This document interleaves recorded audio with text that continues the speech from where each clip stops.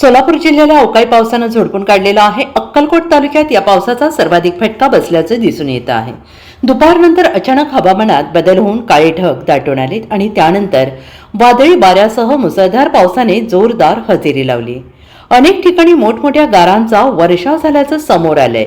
अक्कलकोट शहरासह सांगवी, बुद्रुक, वागदरी आणि चपळगाव परिसरात पावसाचा जोर कायम आहे. काही भागात गारपीट झालेली आहे.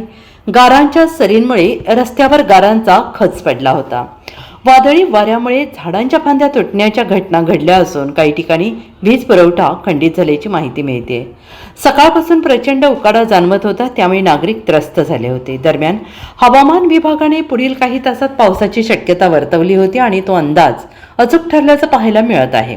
या अवकाळी पावसामुळे जनजीवन विस्कळीत झालं असून शेतकऱ्यांच्या पिकांचं मोठं नुकसान होण्याची भीती व्यक्त केली जाते आहे.